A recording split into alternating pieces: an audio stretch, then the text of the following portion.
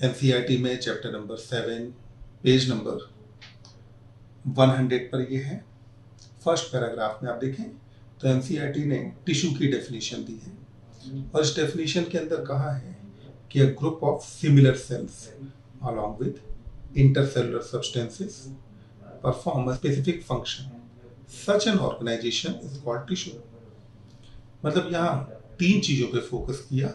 पहला कहा कि सिमिलर सेल्स, आप ध्यान दें सेल्स यानी कि एक से ज्यादा सिमिलर सेल्स के ग्रुप को हम टिश्यू कहते हैं। आप देखें यहाँ डायग्राम में हमने एटलीस्ट 2 सेल्स बना रखे हैं। आगे कहा कि along with intercellular substances, 2 sales के बीच का जो स्पेस है इसको इंटरसेलुलर स्पेस कहा जाता है और यहाँ जो भी मैट्रिक्स भरा होगा इसे इंटरसेलुलर सब्सटेंस कहा जाएगा। आगे कहा परफॉर्म अ स्पेसिफिक फंक्शन। अगर कोई भी टिश्यू बॉडी में प्रेजेंट है तो उस टिश्यू का कोई ना कोई फंक्शनल सिग्निफिकेंस होना चाहिए, मतलब वो टिश्यू कुछ ना कुछ फंक्शन परफॉर्म करता हो। तो वो जो भी फंक्शन परफॉर्म कर रहा होगा, एक पर्टिकुलर फंक्शन परफॉर्म कर रहा होगा, इसलिए यहां पे लिखा है कि स्पेसिफिक फंक्शन। अगले पैराग्राफ में आप अगर सबसे नीचे के पार्ट में देखें तो यहां एनसीईआरटी लिखती है कि cells, tissue, organs and organ system split up the work in a way that exhibit division of labour and contribute to survival of the body as a whole. इसमें कहा है कि बॉडी में आप देखें ऑर्गन सिस्टम होंगे, organ system बना होगा ऑर्गन का, ऑर्गन बना है टिश्यू का और टिश्यू बने हैं सेल्स के। हमारी बॉडी में जितने भी ऑर्गन सिस्टम्स हैं उनका पर्पस क्या है? तो ऑर्गन सिस्टम का काम है कि हमारी सर्वाइवल में हेल्प करें। फॉर एग्जाम्पल, मेरे सर्वाइवल के लिए मेरे रेस्पिरेटरी सिस्टम का प्रॉपरली काम करना जरूरी है और रेस्पिरेटरी सिस्टम तब काम करेगा जब उसके सारे ऑर्गन्स जैसे कि लंग्स, टिश्यू और सेल्स प्रॉपरली अपना काम कर रहे हों। तो यहाँ पे हर एक सेल का, हर टिश्यू का, हर ऑर्गन का, हर ऑर्गन सिस्टम का अपना एक डेडिकेटेड फंक्शन है। तो इसीलिए कहा है कि यहाँ पे एक डिवीजन ऑफ लेबर प्रेजेंट होता है। इसी पेज पर सबसे नीचे की तरफ आप देखें, आपको कहा है कि the structure of cell vary according to their function. ये लिखा है structure of cell vary according to their function, यानी कि यहाँ पे रूट किसे माना है? फंक्शन को। उसके अकॉर्डिंग वेरी कौन कर रहा है? स्ट्रक्चर। फिर वही बात आती है, अगर कोई सेल एक फंक्शन परफॉर्म कर रही है तो उस फंक्शन को बेस्ट वे में परफॉर्म करने के लिए उसकी स्ट्रक्चर में जो भी चेंजेस होने चाहिए बॉडी वो चेंजेस करेगी। अब अगर स्ट्रक्चर में चेंजेस किए जाएंगे तो यानी कि फंक्शन के अकॉर्डिंग स्ट्रक्चर वेरी करेगी। फॉर एग्जांपल, अगर मान लो एक सेल का फंक्शन अगर एब्जॉर्प्शन है तो यहाँ स्ट्रक्चरली चेंज आना चाहिए कि उसमें माइक्रोविलाई हो। अगर एक सेल का फंक्शन मूवमेंट ऑफ सब्सटेंसेस है तो वहां पे सेल की स्ट्रक्चर में चेंज आना चाहिए कि वहां सिलिया मौजूद हो।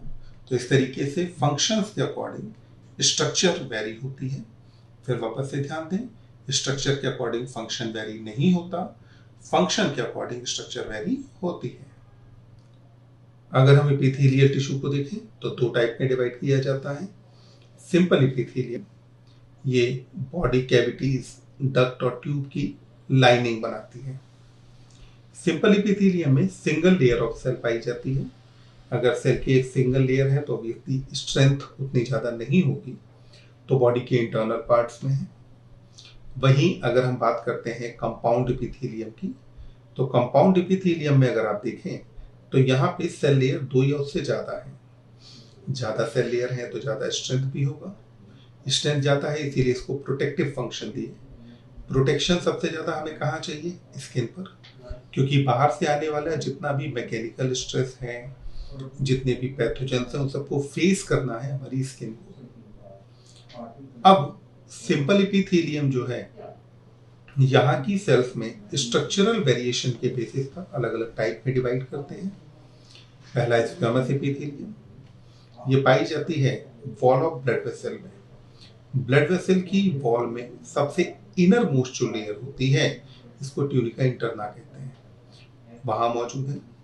एयर सैक ऑफ लंग्स यानी कि एल्वियोलाई के अंदर प्रेजेंट होती है। ध्यान रखें, एल्वियोलाई में हालांकि 2 टाइप की न्यूमोसाइट पाई जाती हैं, पर जब भी दोनों में से सिलेक्ट करना हो तो मेजरली स्क्वैमस एपिथेलियम ही प्रेजेंट होगी। यहाँ न केवल ब्लड वेसल, आप साथ में लिम्फेटिक वेसल और ब्लड कैपिलरी भी याद रखेंगे। अगला आता है क्यूबॉइडल एपिथेलियम। क्यूबॉइडल एपिथेलियम में आप बात करें तो सेल्स ट्यूब लाइक होंगी। ये प्रेजेंट होती हैं glands and tubular part of nephron. Tubular part of nephron का मतलब हुआ, आप पीसीटी से शुरू करें, लूप ऑफ हेनले है, डीसीटी है, इन जगहों पर पाई जाती है क्यूबॉइडल एपिथेलिया। हालांकि लूप ऑफ हेनले के थिन सेगमेंट में स्क्वैमस एपिथेलिया होती है, पर हम याद रखेंगे tubular part of nephron cuboidal epithelia. Nephron में ही पहले वाला जो पार्ट होता है जिसको प्रॉक्सिमल कन्वोल्यूटेड ट्यूब्यूल कहा जाता है, इस पार्ट में सबसे ज्यादा रीअब्जॉर्प्शन होना होता है।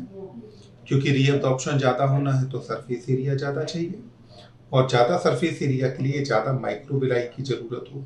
ध्यान दें, माइक्रोविलाई फिंगर लाइक प्रोजेक्शंस हैं, और ये जो फिंगर लाइक प्रोजेक्शंस हैं ये सरफेस एरिया बढ़ा देते हैं। अगला कॉलमनर एपिथेलियम, जबकि सेल्स की हाइट ज्यादा हो, ये पाई जाती हैं जब आप बात करते हैं lining of stomach and intestine. ध्यान देंगे, लाइनिंग वर्ड का मतलब होता है इनर मोस्ट कवरिंग। तो स्टमक और इंटेस्टाइन की सबसे अंदर की जो कवरिंग है ये बनी होती है कॉलमनर एपिथेलियम की। आगे आप देखें, अगर सेल्स के फ्री सरफेस पर सिलिया मौजूद हो तो वहां पर इसे कहा जाएगा सिलिएटेड एपिथेलिया। ये पाया जाता है ब्रोंक्यूल और फैलोपियन ट्यूब के अंदर। ब्रोंक्यूल रेस्पिरेटरी ट्रैक्ट का पार्ट है, fallopian tube female reproductive system का पार्ट है। ध्यान दें, ये दोनों ही पार्ट हॉलो होते हैं, यानी कि इनमें अंदर स्पेस होता है। ब्रोंक्यूल से होकर एयर पास करनी है, फैलोपियन ट्यूब से होकर के ओवम पास करेगा, फर्टिलाइजेशन भी यहीं पर होगा। तो ये ऑर्गन्स कैसे रहेंगे? हॉलो। और इन हॉलो ऑर्गन्स में क्योंकि सब्सटेंसेस को मूव कराना है तो इसलिए यहाँ पर सिलिया की जरूरत होगी। तो जब अगर फ्री सरफेस पर सिलिया मौजूद हो तो ऐसे एपिथेलियम को हम क्या बोलते हैं? Ciliated epithelia. सिंपल एपिथेलिया में सिंगल सेल लेयर थी। कंपाउंड एपिथेलियम की बात करें तो हमने अभी देखा था कि 2 to 4 सेल लेयर्स पाई जाती हैं। यहाँ कंपाउंड एपिथेलियम में एनसीईआरटी ने कई सारे एग्जाम्पल दे रखे हैं एक साथ, जो आप यहाँ पे देख रहे हैं, कई सारे एग्जाम्पल हैं। वैसे तो याद रखना है कि कंपाउंड एपिथेलिया में एनसीईआरटी के एग्जाम्पल में dry surface of skin, moist surface of buccal cavity, pharynx, inner lining of duct of salivary gland and of pancreatic duct हैं। अब अगर मैं डिस्क्रिमिनेट करना चाहूँ तो ड्राई सरफेस ऑफ स्किन पर केराटिनाइज्ड स्ट्रेटिफाइड स्क्वैमस एपिथेलिया होगी। Moist surface of buccal cavity पर और फेरिंग्स पर non keratinised stratified squamous epithelia होगी। Inner lining of duct of salivary gland and of pancreatic duct पर स्ट्रेटिफाइड क्यूबॉइडल एपिथेलिया होती है। तो यानी कि इन सारे एग्जाम्पल में अलग अलग एपिथेलिया इन्वॉल्व हैं। जितने भी बॉडी में ग्लैंड्स हैं ये सारी ग्लैंड्स एपिथेलियल टिश्यू से बनी होती हैं। ग्लैंड्स को अलग अलग तरीके से डिवाइड करते हैं। यहाँ अगर देखें तो नंबर ऑफ सेल के बेसिस पर एनसीईआरटी ने जो डायग्राम दिया है उसमें ग्लैंड को 2 टाइप में डिवाइड किया है। The one is unicellular and other is multicellular.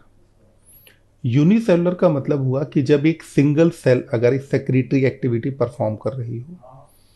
Diagram के हिसाब से देखें तो ये सेल है जहां से सेक्रीशन रिलीज हो रहा है।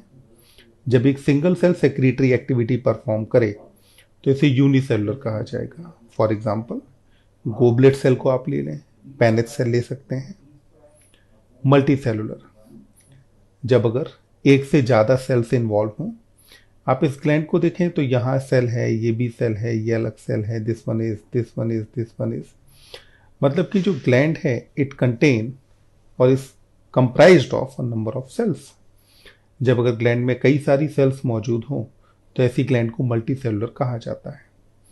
केवल गोबलेट और पेनेट सेल को छोड़ दें, उसके अलावा बॉडी में जितनी भी ग्लैंड्स हैं सारी मल्टी सेलुलर हैं। अब एक और इंपॉर्टेंट पॉइंट जहां से कई सारी क्वेश्चंस पूछे गए हैं अब तक, सेल जंक्शंस। सेल जंक्शन में सबसे पहली चीज ध्यान देनी है, जो एक मिसकंसेप्शन, हम कई बार ये मान लेते हैं कि सेल जंक्शन केवल एपिथेलियल टिश्यू में होता है। एनसीईआरटी पे ध्यान दें, found in the epithelial and other tissues, यानी कि सेल जंक्शन केवल एपिथेलियम में नहीं है, ये अदर टिश्यूज में भी पाया जाता है। यहाँ एनसीईआरटी 3 टाइप की बात करती है, tight junction, adhering junction and gap junction. Tight junction पे दोनों सेल्स की प्लाज्मा मेम्ब्रेन आपस में फ्यूज हो जाती है, इसकी वजह से यहाँ सब्सटेंसेस का कोई मूवमेंट नहीं होता, बिल्कुल मूवमेंट बंद।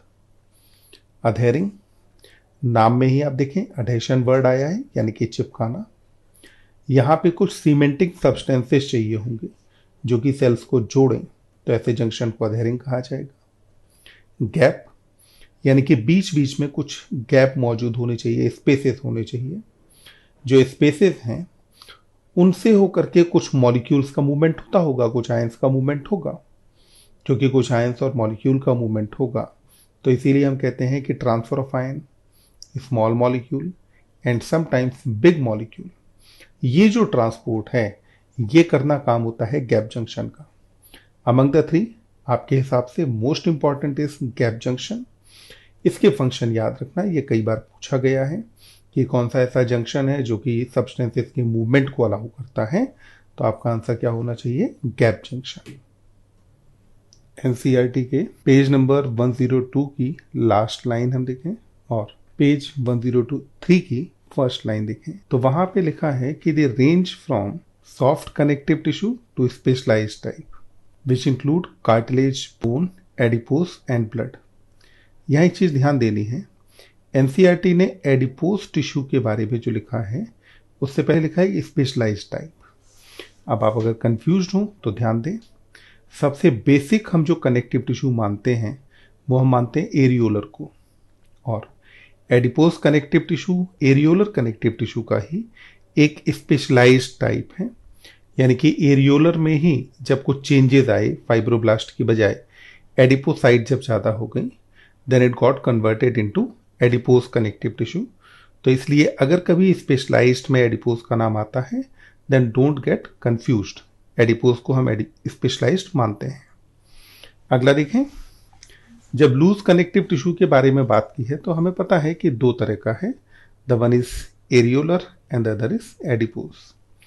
इन दोनों के बारे में एनसीईआरटी लिखती है that they are beneath the skin. Beneath का मतलब हुआ नीचे, यानी कि इन दोनों के बारे में लिखा है कि they are beneath the skin. ध्यान दें, अगर कभी कहा जाएगा कि बीनीथ द स्किन कौन कौन से कनेक्टिव टिश्यू हैं, तो हमारा आंसर एक तो एरियोलर होगा और दूसरा हमारा आंसर होगा एडिपोस कनेक्टिव टिश्यू। वहीं अगर हम बात करते हैं डेंस कनेक्टिव टिश्यू में, तो as you know dense connective tissue के 2 टाइप होते हैं। The one is dense regular, पहला type dense regular, and the other is dense irregular tissue. 2 तरह के होते हैं। यहां पर डेंस रेगुलर अगर मैं देखूं तो डेंस रेगुलर 2 स्ट्रक्चर बनाता है, the one is tendon and other is ligament. Tendon skeletal muscle को बोन के साथ जोड़ता है। ध्यान दें, बोन के साथ अटैच जो मसल्स होती हैं they are called as skeletal muscle, क्योंकि स्केलेटन के साथ अटैच्ड हैं। तो स्केलेटल मसल को बोन से जोड़ने वाली स्ट्रक्चर टेंडन होती है। जबकि अगर हम देखें लिगामेंट्स को, तो लिगामेंट एक बोन को दूसरी बोन के साथ जोड़ता है, एक बोन को दूसरी बोन के साथ जोड़ने वाला लिगामेंट। वहीं स्केलेटल मसल को बोन से जोड़ने वाला टेंडन। टेंडन और लिगामेंट दोनों ही टाइप किसके हैं, so they are type of regular connective tissue. अब एक और चीज देखें, यहां एनसीईआरटी कहती है कि डेंस इरेगुलर कनेक्टिव टिश्यू जो है it is present in the skin. ध्यान दें, यहां एनसीईआरटी कह रही है that it is present in the skin. In the skin किसके लिए, डेंस इरेगुलर के लिए। वहीं एनसीईआरटी कहती है एडिपोस के लिए और एरियोलर के लिए कि areolar is beneath the skin and also adipose is beneath the skin. तो जब भी अगर कहा जाएगा कि इन द स्किन कौन है, तो हमारा आंसर होगा डेंस इरेगुलर। अगर कहा जाएगा बीनीथ द स्किन कौन है, तो हमारा आंसर होगा एडिपोज और areolar connective tissue. Specialised connective tissue में हम वेस्कुलर और स्केलेटल कनेक्टिव टिश्यू को रखते हैं। वेस्कुलर में ब्लड और लिम्फ की बात की जाती है, जबकि स्केलेटल में हम बात करते हैं कार्टिलेज और बोन के बारे में। जब मैं बात करता हूं कार्टिलेज के बारे में, तो कार्टिलेज के मेन कैरेक्टर में आप देखें एनसीईआरटी एक टर्म लिखती है कि ये प्लाइबल है। वहीं अगर साथ में देखें तो एनसीईआरटी लिखती है कि बोन नॉन प्लाइबल है। कार्टिलेज में प्लाइबल के साथ लिखा जाता है and resist compression. Pliable term को अगर मैं देखूं तो प्लाइबल का मतलब होता है कि जिसको मोड़ा जा सके, थोड़ा हार्ड हो।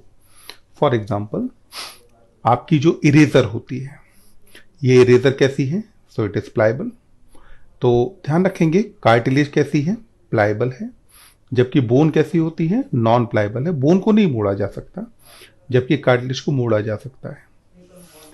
अब अगर मैं बात कर रहा हूं इरेजर की, तो इरेजर आपको पता है कि जब हम उसे कंप्रेस करते हैं तो वो रेजिस्ट भी करती है, तो इसीलिए कहा है कि रेजिस्ट कंप्रेशन।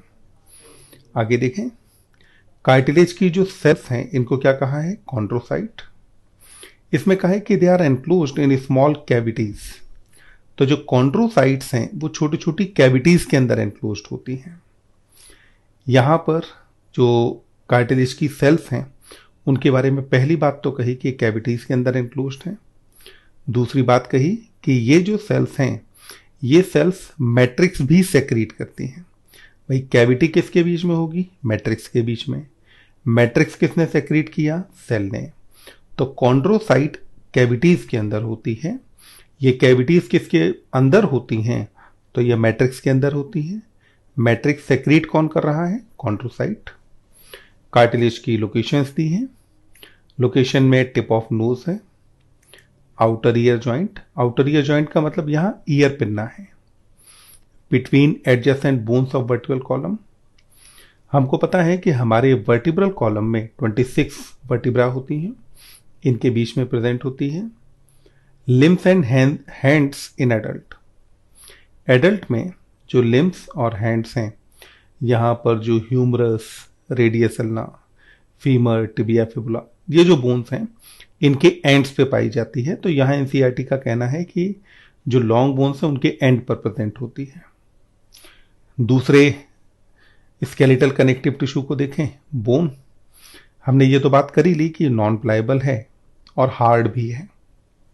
नॉन प्लाइबल है तो इसका मतलब है कि इसमें कंप्रेशन नहीं हो सकता, तो ऑब्वियसली हार्ड हो गया। अब हार्ड है, साथ में ध्यान रखना है बोन के अंदर फाइबर्स कौन से होते हैं, सो कोलेजन फाइबर। अगर कहीं कहा जाए कि क्या बोन में फाइबर प्रेजेंट होते हैं, yes. Which type of fibres are present, then it is collagen fibre. ये कोलेजन फाइबर क्या करते हैं, बोन को इसकी स्ट्रेंथ प्रोवाइड करते हैं। यानी कि अगर मुझसे कहा जाए कि बोन की स्ट्रेंथ किसकी वजह से है, तो मैं आंसर दूंगा यहां पे कोलेजन फाइबर। दूसरा किसकी वजह से है, कैल्शियम सॉल्ट की वजह से। कोलेजन प्रोटीन है, ऑर्गेनिक पार्ट है। कैल्शियम सॉल्ट इनऑर्गेनिक पार्ट है। कनेक्टिव टिश्यू के बाद इसी पेज पर आप देखें, अगला आपको दिया है मस्कुलर टिश्यू या मसल्स। हमारी बॉडी में जितना भी मूवमेंट होना है, जो लोकोमोशन होना है, वो किसकी वजह से है, मसल्स की वजह से। मसल्स हमारे अंदर 3 टाइप की होती हैं, स्केलेटल, स्मूथ और कार्डियक। स्केलेटल मसल जो हमारे स्केलेटन के साथ है, स्मूथ या विसरल मसल, और कार्डियक मसल वो जो कि हार्ट की वॉल में मौजूद होती हैं। तो यानी कि मसल के कितने टाइप हुए, 3, स्केलेटल, स्मूथ एंड कार्डियक। अभी जब हम पेज 104 की बात कर रहे थे तब हमने बात की थी कि मसल्स के 3 अलग अलग टाइप होते हैं। उन्हीं में से एक टाइप है कार्डियक मसल। कार्डियक मसल नाम से क्लियर है, हमारे हार्ट से रिलेटेड है, हार्ट की वॉल में पाई जाती है। कार्डियक मसल में यहां पे देखें आप, एनसीईआरटी लिखती है that communication junction intercalated disc present होती है। कम्युनिकेशन वाले जंक्शन कौन से थे, गैप जंक्शन, जहां हमने बात की थी transport of some ions molecule. तो ये गैप जंक्शंस हैं जो यहां पर इंटरकैलेटेड डिस्क के फॉर्म में प्रेजेंट होते हैं। तो यानी कि अगर कहा जाए कि कार्डियक मसल्स एक सेल से दूसरी सेल के बीच कम्युनिकेट किसके थ्रू करती हैं? Then answer will be intercalated disc. और इस कम्युनिकेशन का फायदा यह होता है कि यहां जो सारी सेल्स हैं वो एक साथ कॉन्ट्रैक्ट कर पाती हैं। तो इसीलिए देखें यहां पे क्या है कि allow all the cells to contract as a unit, यानी कि सारी सेल्स एक साथ कॉन्ट्रैक्ट कर पाए। चैप्टर में सबसे लास्ट में आपका दिया है न्यूरल टिश्यू के बारे में एक ब्रीफ अकाउंट दिया है। न्यूरल टिश्यू में जैसा हम जानते हैं कि न्यूरल टिश्यू का जो यूनिट है वो किसे माना जाता है? न्यूरॉन को, या हमारे पूरे न्यूरल सिस्टम या नर्वस सिस्टम की यूनिट कही जाती है न्यूरॉन। न्यूरॉन इस मामले में यूनिक है कि एक्साइटेबल सेल है, तो एक्साइटेबल होती है। हालांकि न्यूरॉन के अलावा मसल सेल को भी एक्साइटेबल कहा जाता है। तो ध्यान रखेंगे न्यूरॉन और मसल सेल एक्साइटेबल होती हैं। यही एनसीईआरटी में एक और चीज कि एनसीईआरटी लिखती है कि neuroglia make up more than 1/2 the volume of neural tissue in our body. हम जानते हैं कि पूरे न्यूरल टिश्यू में सबसे इंपॉर्टेंट सेल न्यूरॉन है। तो हो सकता है हमारे दिमाग में एक कंफ्यूजन क्रिएट हो कि अगर सेल इंपॉर्टेंट है तो वॉल्यूम वाइज भी ज्यादा होनी चाहिए। ध्यान देंगे न्यूरॉन इंपॉर्टेंट है, पर न्यूरॉन को सपोर्ट करने वाली जो सेल है जिसको न्यूरोग्लिया कहा जाता है, ये न्यूरोग्लिया सेल न्यूरॉन या पूरे नर्वस सिस्टम के वॉल्यूम का लगभग 50% से ज्यादा। To explain some previous year questions, match the following cell structure with its characteristic features। हमें इसमें मैच करना है जो जंक्शन हमें दिए गए उनके फीचर्स के साथ। First is tight junction. देखिए टाइट जंक्शन का काम होता है लीकेज से बचाना। तो यह थर्ड ऑप्शन में आपको दिया, establish a barrier to prevent leakage of fluid across the epithelial cell। तो यहां पे लीकेज से प्रिवेंट करना tight junction, it means A का third option, third.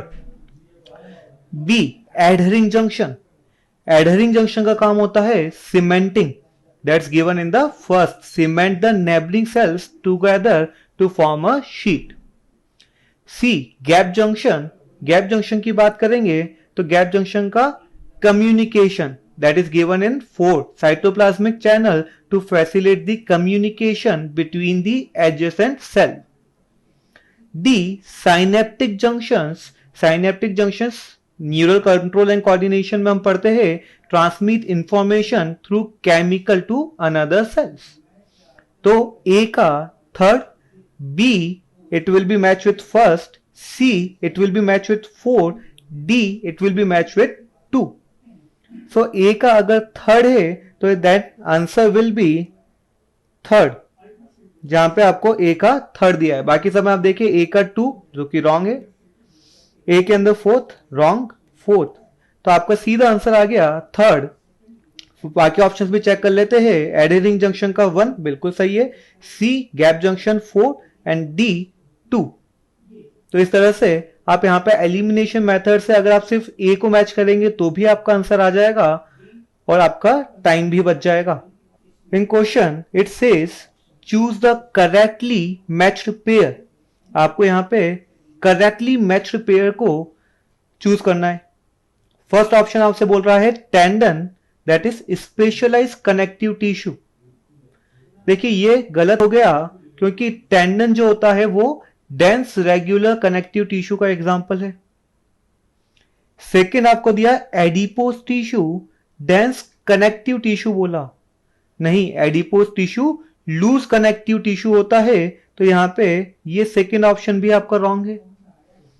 Third option areolar tissue, that is loose connective tissue, बिल्कुल सही है, areolar tissue loose connective tissue होता है। फिर भी हम फोर्थ ऑप्शन देख लेते हैं, कार्टिलेज लूज कनेक्टिव टिश्यू, नहीं, कार्टिलेज स्पेशलाइज्ड कनेक्टिव टिश्यू होता है। तो यहां पे फोर्थ ऑप्शन भी रॉन्ग है। तो इट मींस आपका आंसर रहेगा third, areolar tissue loose connective tissue. Now this question, the function of the gap junction is to. आपको गैप जंक्शन का जो फंक्शन है वो बताना है। First option stop substance from leaking across the tissue. Leaking से prevent करने का काम किसका था? टाइट जंक्शन का था, मतलब फर्स्ट ऑप्शन रॉन्ग है। Second, performing cementing to keep neighbouring cells together. Cementing का काम एडरिंग जंक्शन का होता है, इट मीन्स सेकेंड ऑप्शन भी रॉन्ग है। Third option, facilitate communication between adjoining cells by connecting the cytoplasm for rapid transfer of ions, small molecules and some large molecules। तो बिल्कुल सही है कि एक कम्युनिकेशन करवाता है सेल्स के बीच में, जहां से आयंस का, स्मॉल मॉलिक्यूल्स का और थोड़े लार्ज मॉलिक्यूल्स का ट्रांसफर हो सकता है। तो ये गैप जंक्शन का फंक्शन है। थर्ड ऑप्शन बिल्कुल सही है। फिर भी हम फोर्थ ऑप्शन चेक कर लेते हैं, separate two cells from each other. दो सेल्स को सेपरेट करने का काम, एनिमल सेल्स की बात करूंगा तो प्लाज्मा मेम्ब्रेन, और अगर प्लांट सेल्स में देखेंगे तो सेल वॉल का होगा। तो यहां पे फोर्थ ऑप्शन रॉन्ग है। तो गैप जंक्शन का काम कम्युनिकेशन का है, जो आपको थर्ड ऑप्शन में दिया गया है। Now this question, which type of tissue correctly matched with its location. Correct match आपको ढूंढना है इनमें से। फर्स्ट ऑप्शन बोला स्मूथ मसल्स, लोकेशन बताई है वॉल ऑफ इंटेस्टाइन। बिल्कुल सही है कि वॉल ऑफ इंटेस्टाइन के अंदर स्मूथ मसल्स पाई जाती है, इनवॉलेंट्री मसल्स होती है हमारी बॉडी की। सेकेंड ऑप्शन आपको दिया एरियोलर टिश्यू और लोकेशन बताई है आपको टेंडन। तो बात बिल्कुल गलत है। टेंडन जो है वो कौन सा है, that is dense regular connective tissue. तो यदि आप एरियोलर टिश्यू की बात करेंगे तो वो हमारे स्किन के नीचे मिलेगा, पेनिकुलस कैर्नोसस के फॉर्म में, और आपको पेरिमाइजियम में देखने को मिल सकता है। थर्ड ऑप्शन ट्रांजिशनल एपिथीलियम, और लोकेशन दी है टिप ऑफ नोज। ये बात भी गलत हो गई। ट्रांजिशनल एपिथीलियम को हम यूरोथीलियम कहते हैं, मतलब हमारी यूरिनरी ट्रैक्ट में आपको देखने को मिलती है। Whereas tip of nose की अगर मैं बात करूं तो वहां आपको येलो फाइब्रस कार्टिलेज देखने को मिलता है। फोर्थ ऑप्शन दिया है आपको क्यूबॉइडल एपिथीलियम, और इसकी लोकेशन बताई है लाइनिंग ऑफ स्टोमक। नहीं, लाइनिंग ऑफ स्टोमक की बात करेंगे तो वहां पे आपको कॉलमनर एपिथीलियम देखने को मिलेगा। More specifically glandular columnar epithelium आपको वहां देखने को मिलता है। क्यूबॉइडल एपिथीलियम की जो लोकेशन है वो मेनली आपको ग्लैंड्स में आपको देखने को मिलेगी, ट्यूबुलर पार्ट ऑफ नेफ्रॉन में देखने को मिलेगी, जर्मिनल सेल्स के फॉर्म में आपको देखने को मिलेंगे। तो यहाँ पे फोर्थ ऑप्शन भी आपका रॉन्ग है। तो यहाँ पे हमारा आंसर आ गया smooth muscle found in wall of intestine. My dear students, all the best for your passionate preparation. Keep calm and